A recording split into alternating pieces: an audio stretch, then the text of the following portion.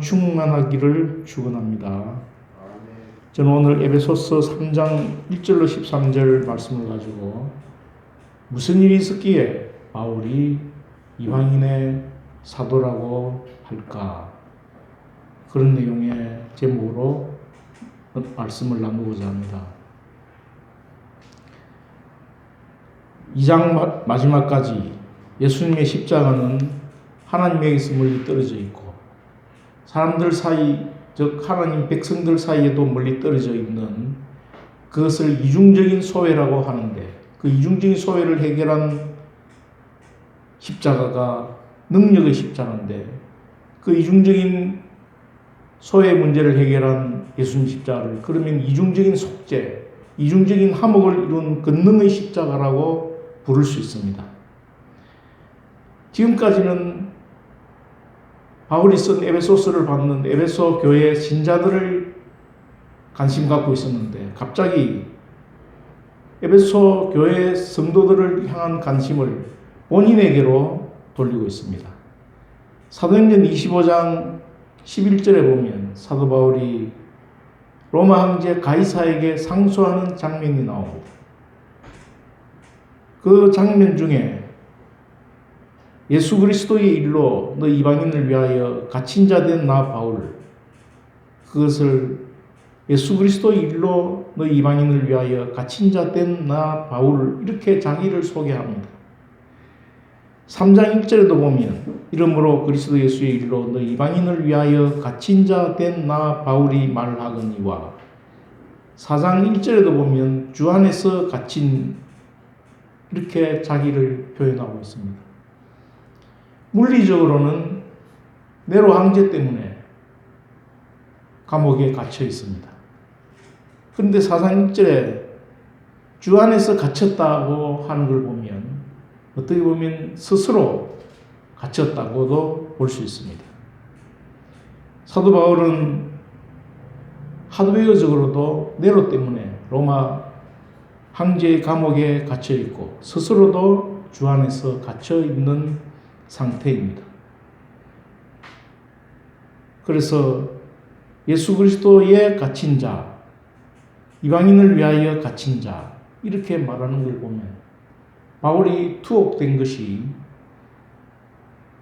뭐 때문에 투옥됐는지 이유와 목적과 본질을 잘 설명하고 있습니다. 보통 이 장면을 사도 바울이 출세와 부귀와 영화와 성공을 포기하고 예수의 몸으로라도 로마에 대한 선교 비전을 성취하기 위해서 스스로 감옥에 갇혔다, 이렇게 해석해도 틀린 것은 아니고 은혜롭죠. 그런데 정작 사실은 너희 이방인을 위하여 갇힌 자 된 나 바울, 이방인의 사도로서의 자기 아이덴티티를 지키기 위해서 스스로 갇힌 자 된 바울입니다. 특히 당시 유대인들은 이방인 선교를 극렬하게 반대했습니다. 어떻게 보면 좀 강신적으로 예수님께서 새 성전을 지으시고 예수님께서 새 백성을 창조하셨다, 이 메시지를 사도 바울이 전하였는데 거기에 대해서 유대인들은 결사적으로 반대했습니다. 그럼에도 불구하고 사도 바울은 조금 더 굴하지 아니하고 공개적으로 담대하게 이방인들을 지지하고 이방인 선교를 말했습니다. 하나님께서 이방인들을 향한 목적을 성취하기 위해서 바울 자신을 선택하셨고 부르셨다. 이방인의 사도로서의 본인이 가지고 있는 특권들을 강조하고 또 강조합니다. 2절 7절을 보십시오. 내게 주신 하나님의 그 은혜의 경륜, 이 말이 7절에도 동일하게 반복되고 있습니다. 내게 주신 하나님의 은혜의 선물을 따라. 헬라어 문장은 단어 하나 틀리지 않고 토시 하나 틀리지 않고 똑같은 문장입니다. 하나님께서 계시로 비밀을 말씀하셨다. 이 내용이 1절에서 7절까지 그 내용을 차지하고 있습니다. 7절, 8절을 보면 하나님께서 바울에게 위임한 특정한 사역의 명령이 무엇입니까? 이방인의 사도로서 이방인에게 복음을 전하라는 것이 사도 바울에게 위임한 하나님의 바울에게 고유한 사역 명령이었습니다. 그래서 1파트를 7절까지 바울에게 주신 하나님의 계시와 그 비밀이 무엇일까요? 이 파트 내용이 바울에게 위임되어진 사역 명령이 무엇일까요? 오늘 말씀을 통해서 과연 어찌하여 사도 바울은 이방인의 사도로서 살았을까? 단순하게 평면적으로 이해하면 이사야 말씀을 공부하는 가운데 사도 바울은 이사야 49장 6절에서 너는 나의 종이 되어 야곱의 지파들을 일으키며 이스라엘 중에 보존된 자를 돌아오게 할 것은 오히려 가벼운 일이라. 내가 또 오늘 이방의 빛을 삼아 나의 구원을 베풀어서 땅 끝까지 이르러 내 증인이 되리라. 세례요한이 강야에 외치는 자의 소리라는 이사야 말씀을 의지해서 강야에서 세례를 베푸는 것처럼 사도 바울도 이사야 말씀 49장 6절 말씀을 통해서 본인이 이방의 빛으로서의 인생 미션을 깨닫고 그 말씀에 순종하는 삶을 살았다. 단순하게 이렇게 생각할 수 있지만 오늘 말씀을 보면 3차원적으로 아주 고차원적으로 에베소 교회를 향한 편지에서 본인이 이방인의 사도로 부름을 받았고 그 이방인의 사도로서의 삶을 온전하게 순종하기 위해서 로마 감옥에 스스로 갇힌 자 된 바울. 조금 전에 이야기했던 왜 감옥에 갇혔는지 그 내용과는 차치하게 다르게 이방인의 사도로서의 부르심을 순종하기 위한 바울의 몸부림이었고 투쟁이었던 것을 알 수 있습니다. 우리가 단순하게 말씀에 순종하여서 자기 인생 미션을 이루는 것도 중요하지만 자기가 처해진 상황 속에서 자기가 갖고 있는 아이덴티티가 뭔지, 왜 하나님이 나를 부르셨는지, 어떤 사역을 명령하셨는지 그것을 발견하는 저와 여러분이 될 수 있기를 축원합니다. 3절, 4절, 7절을 보십시오. 3절, 4절, 7절을 보면 계시로 내게 비밀을 알게 하신 것은 4절에도 그리스도의 비밀을 깨달은 것을 7절에 보면 내게 주신 하나님 은혜의 선물을 따라 내가 일꾼이 되었노라.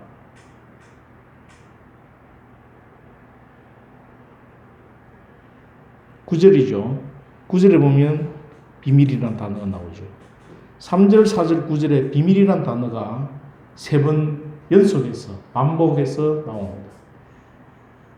헬라어로는 미스타리온, 영어로는 미스테리 많이 듣죠. 미스테리하다. 도대체 바울이 왜 비밀이라는 단어를 쓰고 있을까요? 우리는 보통 비밀이라고 하는 단어를 상상하면 신기하거나 정확하게 알 수 없는 그 어떤 것, 어렵거나 설명이 불가능한 그 어떤 것,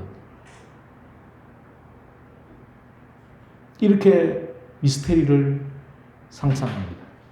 그런데 오늘 본문에 나오는 3절, 4절, 9절에 나오는 비밀은 과거에는 알려지지 않았고 과거에는 드러나지 않은 그 무언가를 비밀이라고 표현하고 있습니다. 한번 알게 되면 깨닫기가 너무도 쉬운 그런 것을 미스테리, 비밀. 과거 구약 시절에는 알려지지 않았고 이제 거룩한 사도들, 거룩한 선지자들을 통해서 알려지게 된 그것을 바울은 비밀이라고 표현하고 있습니다. 주님께서 개별적으로 바울에게 직접 1대1로 다이렉트로 주신 계시와 비밀이 동의어로 쓰여지고 있습니다. 2절에는 은혜의 경륜, 9절에는 비밀의 경륜 이렇게 이야기했는데 비밀과 계시가 같은 동의어로 우리 가운데 비밀이 무엇인지 바울은 비밀이란 단어를 써서 우리를 초청하고 있습니다. 비밀의 내용이 무엇입니까? 4절에서 7절을 보십시오. 비밀의 내용은 간단합니다. 예수님과 하나 되고 하나님 백성들 사이에 반목하거나 질시하거나 질투하거나 싸우거나 적대하지 아니하고 서로 연합되어지고 하나가 되는, 하나님과 하나 되고 성도들끼리 하나 되는 이중적인 연합, 이것을 비밀이라고 이야기합니다. 즉 유대인과 이방인이 교회 안에서 한 성도로서 교회라고 하는 새로운 영적 실제를 이루어가는 그것, 교회 안에서 유대인과 이방인이 하나가 되는 그것이 비밀의 내용입니다. 너무나 당연하게 생각하고 너무나 자연스럽게 생각하는 그것이었지만 초대교회는 유대인과 이방인이 교회라고 하는 공동체 속에서 하나가 되는 그것이 기적적인 일이었습니다. 전혀 유대인들은 들어보지 못하였고 구약의 어떤 곳에서도 교회라는 것이 암시되어 있지 않는, 그런데 어찌하면 어떻습니까? 너무나 당연하게 자연스럽게 생각하죠. 현재를 일컬어서 은혜의 시대, 교회의 시대라고 이야기합니다. 그런데도 바울 당시까지 교회라는 것은 전혀 알려지지 않았고 예상할 수 없는 그런 것이 교회였습니다. 유대인과 이방인이 하나의 공동체를 이룬다는 것 자체가 불가능한, 도저히 있을 수 없는 일이었습니다. 현재는 어떻습니까? 이스라엘 사람과 대한민국 사람이 같이 비행기도 타고 같이 차도 마시고, 그러나 초대교회 당시에 세계적인 추세를 보면 유대인과 이방인 사이에 둘 사이의 거리가 거의 칼만 안 들었지, 총만 쏘지 않았지 적대 수준이었습니다. 유대인들이 이방인과 함께 이야기를 하고 어울린다는 것은 신성 모독에 해당되는 일이었습니다. 유대인들은 선민 사상이 기초해서 이방인들을 개라고 여기고 지옥의 땔감이라고 여기고 인간 취급도 하지 않았고 상종도 하지 않았습니다. 예를 들어서 요나를 보십시오. 아수르 수도 니느웨에 가서 아수르 백성들에게 하나님의 심판을 전하라고 했을 때 얼마나 요나가 싫었으면 차라리 도망할지언정 아수르의 니느웨 백성들에게 하나님의 심판이 있다는 회개의 메시지를 전하기 싫어서 도망을 했겠습니까? 베드로가 오순절날 성령이 충만하였음에도 불구하고 로마 백부장 고넬료 집에 가서 메시지를 전하라고 했을 때 하늘에서 보자기 같은 이상이 3번이나 내려와서 베드로야 먹으라 했는데도 불구하고 베드로는 떨떠름하게 고넬료 백부장 집에 가기를 꺼려합니다. 비록 피장 시몬의 집에 있으면서, 피장이면 거의 백정 수준의 사람을 이야기합니다. 그 집에는 자연스럽게 들어갈 수 있었으면서 그건 유대인이었겠죠. 그런데 이방인인 고넬료 백부장은 자기들을 지배하는 건세자였음에도 불구하고, 베드로가 성령이 충만하였음에도 불구하고 이방인인 고넬료 집에는 가기를 꺼려할 정도로 유대인과 이방인 사이에 장벽이 있었고 뛰어넘지 못할 벽 속에 서로가 갇혀 있었던 것이었습니다. 이런 상황에서 6절을 보십시오. 이방인들을 뭐라고 부르고 있습니까? 이는 이방인들이 복음으로 말미암아 그리스도 예수 안에서 함께 상속자가 되고 함께 지체가 되고 함께 약속에 참여하는 자가 됩니다. 유대인들과 동일하게 상속자요, 지체요, 약속에 참여하는 자가 되었다고 선언하고 있습니다. 링컨이 노예 해방을 한 그 선언과도 같은 아주 획기적인 혁명적인 복음이요 선언이요 선포였습니다. 이방인들이 함께 유대인들과 상속자가 된다고 말합니다. 하나님께서 자기 백성들을 향한 모든 영원한 축복과 부유함을 유대인들에게 주시는 것처럼 이방인들에게도 상속하게 하신다는 것입니다. 교회 지체가 된다는 것은 유대인들과 동등하게 교회를 구성하는 멤버로서 하등의 차별도 가소평가되지 않는 동등한 지위를 누리게 된다는 것입니다. 이방인들이 함께 유대인들과 동일하게 약속에 참여하는 자가 된다고 선언하고 있습니다. 하나님의 축복을 교회 안에서 유대인과 이방인들이 도무지 구별이 없이 차별이 없이 동일하게 누리게 된다는 것을 바울은 이는 이방인들이 복음으로 말미암아 그리스도 예수 안에서 함께 상속자가 되고 함께 지체가 되고 함께 약속에 참여하는 자가 됩니다. NIV 성경에는 hire together, membership together, sharers together, together이라는 단어를 써서 함께 지체가 되고 함께 상속자가 되고 함께 약속에 참여하는 자가 됨이라는 것을 강조해서 지체고 상속자고 약속에 참여하는 자가 동일하게 함께 연합되어졌다는 것을 강조하고 있습니다. 우리가 현재 대한민국 백성으로서 이스라엘 백성들이 누리고 있는 영적인 자유함과 영적인 축복들을 누리는 것을 가볍게 여기지 말고 당연하게 여기지 말고 깊이 감사할 수 있기를 축원합니다. 골로새서 1장 18절로 27절을 한번 찾아서 보겠습니다. 바로 뒤에 골로새서 1장 18절로 27절 보면 골로새서 1장 20절 보면 지금까지 내용을 골로새서가 정리하고 있습니다. 그의 십자가의 피로 화평을 이루사 만물 곧 땅에 있는 것들이나 하늘에 있는 것들이 그로 말미암아 자기와 화목하게 되기를 기뻐하심이라. 전에 악한 행실로 멀리 떠나 마음으로 원수가 되었던 너희를 이제는 그의 육체의 죽음으로 말미암아 화목하게 하사 너희를 거룩하고 흠없고 책망할 것이 없는 자로 그 안에 세우고. 24절에 보십시오. 나는 이제 너희를 위하여 받는 괴로움을 기뻐하고 그리스도의 남은 고난을 그의 몸된 교회를 위하여 내 육체에 채우노라. 내가 교회의 일꾼 된 것은 하나님이 너희를 위하여 내게 주신 직분을 따라 하나님의 말씀을 이루려 함이니라. 이 비밀은 만세와 만대로부터 감추어졌던 것인데 이제는 그의 성도들에게 나타났고 하나님이 그들로 하여금 이 비밀의 영광이 이방인 가운데 얼마나 풍성한가를 알게 하려 하심이라. 이 비밀은 너희 안에 계신 그리스도니 곧 영광의 소망이니라. 사도 바울이 깨달은 이 비밀, 사도 바울이 계시로 받은 이 비밀을 소유하게 되면, 알게 되면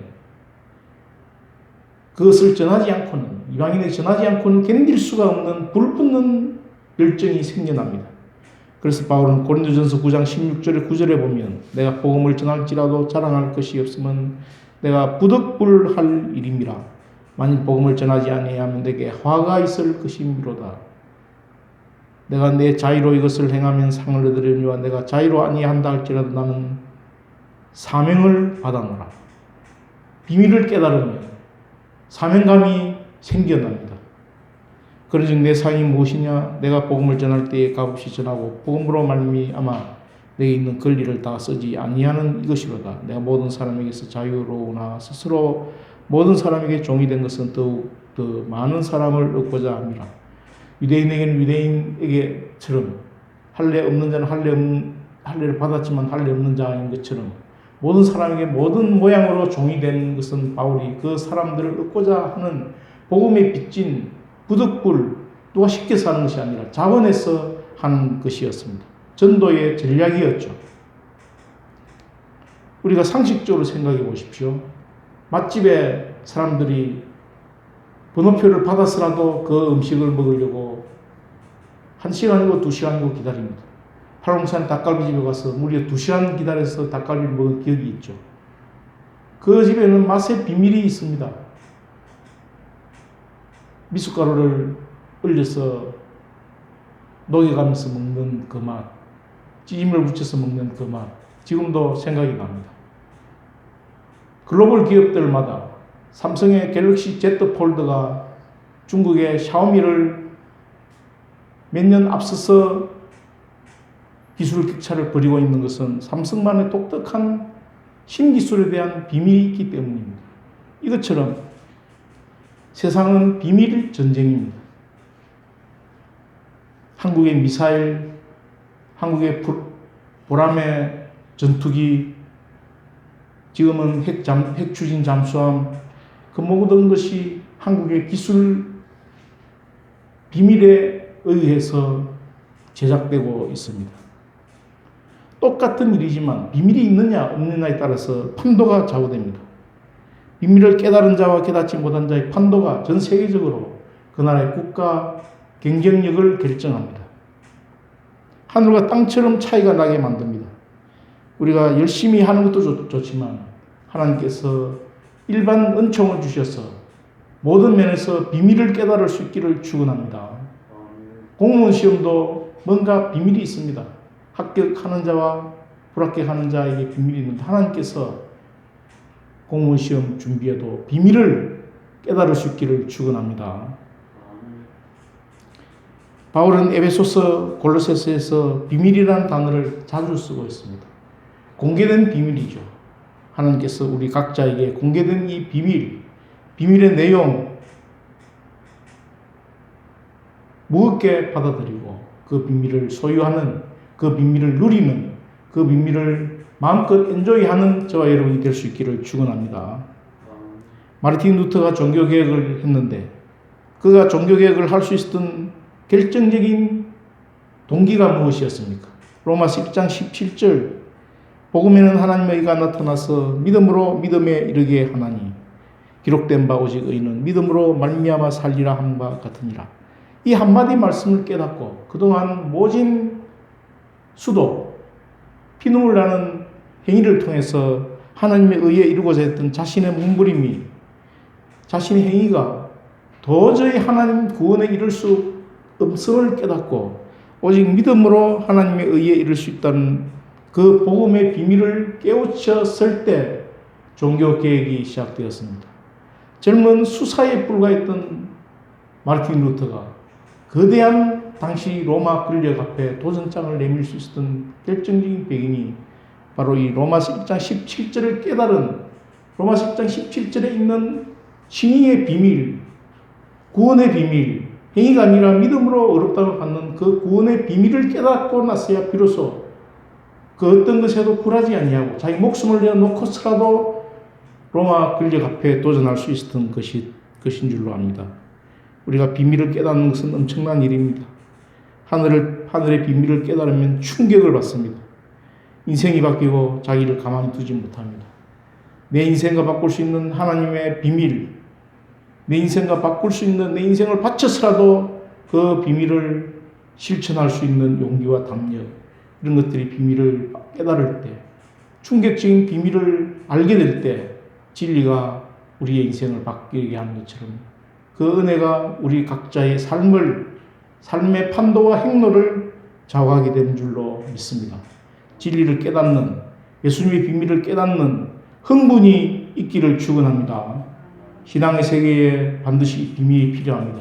사도 바울이 1절에도 나 바울이, 2절에도 내게 주신 하나님의 그 은혜, 3절에 내게 비밀을 알게 하신 것은, 4절에 그것을 입으면 내가 그리스도의 비밀을 깨달은 것을 읽으면 내가 그리스도의 비밀을, 8절에는 모든 성도들 중에 지극히 작은 자보다 더 작은 나 1인칭으로 이야기하고 있습니다. 다른 사람이 어떻든 간에 내가 직접 하늘의 비밀을 깨닫는 것이 중요합니다. 내가 깨달은 비밀은 그 누구도 그 무엇도 어찌할 수 없는 새로운 담력과 도전할 수 있는 용기를 허락해 주시는 줄로 믿습니다. 시편 23편 1절에도 여호와는 나의 목자시니 내가 부족함이 없으리로다. 거기서도 다윗이 1인칭으로 이야기합니다. 하나님 나의 목자시고 내게 부족함이 없게 하시는 그 고백처럼 개인적인 것이고 1대1의 하나님 은혜를 깨닫는 것입니다. 누가 하나님을 만났다, 누가 하나님의 은혜를 체험했다, 이것은 내하고 아무 상관이 없습니다. 내가 직접 진리를 깨닫고 내가 직접 비밀을 깨닫고 그 비밀과 계시 안에, 진리 안에 내가 녹아질 때 참으로 우리 삶은 변화되어지는 줄 믿습니다. 예수 그리스도의 부요함, 이것은 추상적인 것도 아니고 관념도 아니고 구체적인 팩트입니다. 팩트. 어디에도 휘둘리지 않는, 마치 영적으로 덕도의 경지에서 진리를 깨달은 그 법렬, 황홀함 때문에 우리가 살아가는 것처럼 바울은 바로 그 황홀함 속에 우리를 초대하고 있는 것입니다. 혼자 누리긴 너무나 아까운, 너무나 엄청난 은혜의 쓰나미 때문에 감옥에 붙잡혀 가든 순교하든 상관하지 않고 옥중에서 전도하고 옥중에서 옥중 신을 쓰고 신앙생활을 하는 것입니다. 하나님께서 우리 삶 속에 예수 그리스도의 그 부요함, 그 풍성함 깨닫는 여러분들이 되시기를 축원합니다. 날마다 하나님이 주신, 날마다 하나님 깨닫게 하신 그 비밀의 오묘함, 그 비밀의 신비, 그 비밀의 경이로움이 얼마나 경탄스러운지 하나님 앞에 도무지 혼자 갖고 있기엔 너무나 아까운, 너무나 놀라운, 너무나 기이한 하나님의 비밀, 그 비밀을 깨닫는, 그 비밀을 깨닫고 소유하는 저와 여러분이 될 수 있기를 축원합니다. 두 번째, 바울에게 위임되어진 사역 명령이 무엇입니까? 교회에서 복음의 비밀을 나누고 증거할 것을 말하고 있습니다. 사도 바울에게 주어진 하나님의 첫 번째 은혜의 선물은 계시된 비밀 그 자체였습니다. 두 번째 선물이 무엇입니까? 바울에게 맡겨진, 그로 인해서 그가 그 비밀을 증거하고 전도해야 하는 것입니다. 그의 능력이 역사하시는 대로 사역에 대한 위임을 합니다. 엄청난 특권으로 바울은 8절에 보면 이 은혜를 이야기하고 있고 최상급과 비교급을 동시에 사용해서 모든 성도 중에 가장 적은 자보다 더 작은 나라고 이야기합니다. 이것은 윗선도 아니고 자기 비하도 아니고 진심으로 겸손하게 이야기하는 것입니다. 바울이 작아지면 작아질수록, 겸손하게 자기를 낮추면 낮출수록 자기에게 주어진 사도의 그 미션은 점점점 더 위대하게 보여지는 것입니다.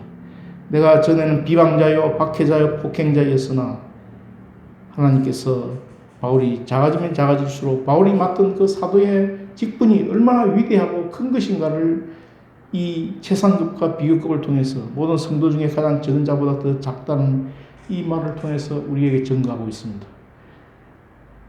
바울에게 맡겨진 특권적 사역 3단계로 볼 수 있는데 8절을 보십시오. 첫 번째는 예수 그리스도의 풍성함을 이방인에게 전하는 것입니다.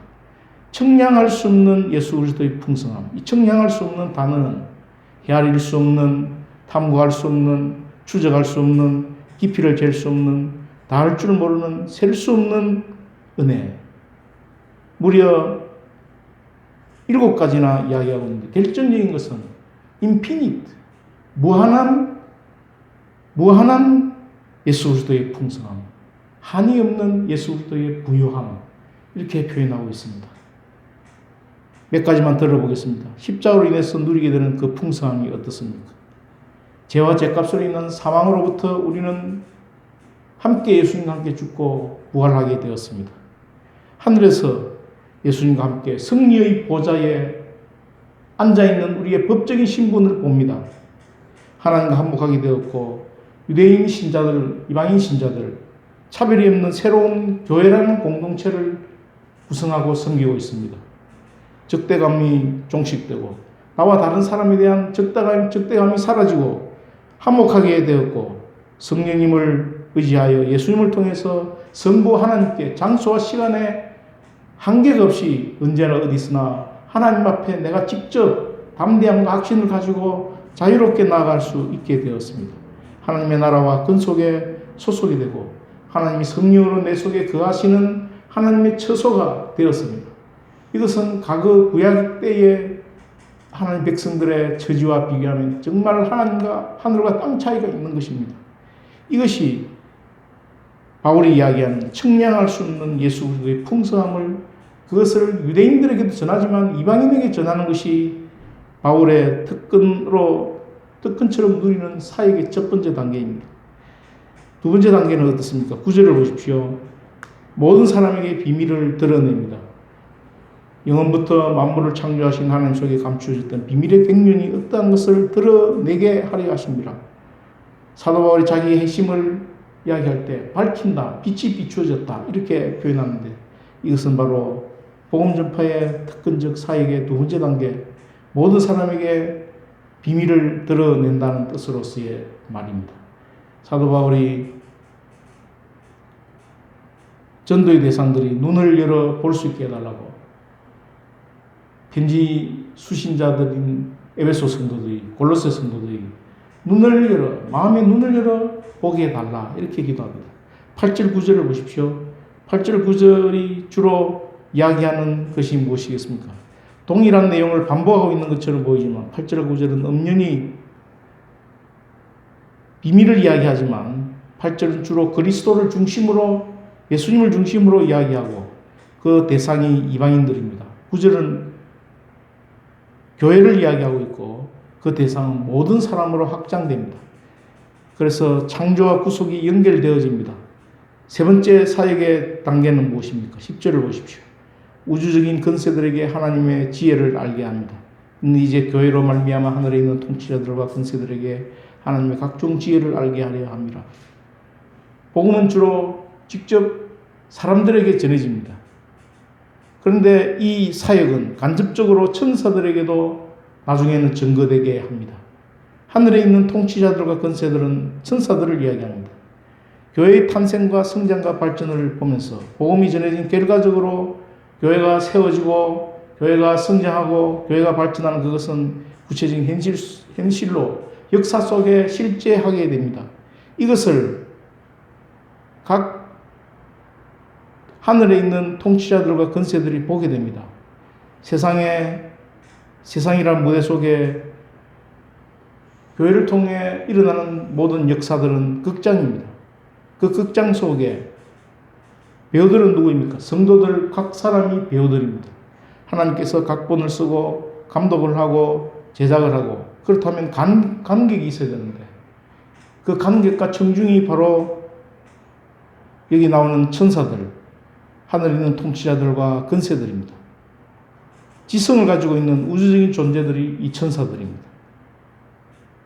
교회 역사들을 보면서 천사들은 대학원의 석박사 과정에 입학한 것처럼 배우고 깨닫고 감사하고 찬양하게 됩니다. 결국 교회의 탄생과 교회의 성장과 교회의 발달은 하늘에 있는 통치자들과 권세들, 천사들에게까지 우주적인 영향력을 발휘하게 되는 줄 믿습니다. 대학로교회의 세워짐, 대학로교회의 성장, 대학로교회의 발전, 이 모든 것이 하늘에 있는 천사들, 통치자들, 권세들에게까지 은혜를 끼치고 영향력을 발휘하게 되어질 줄로 믿습니다. 복된 소식, 하나님에게서 바울에게 전거되어지고 바울은 다른 사람들에게 전거하고 그 다른 사람들은 모든 인류에게 전거하고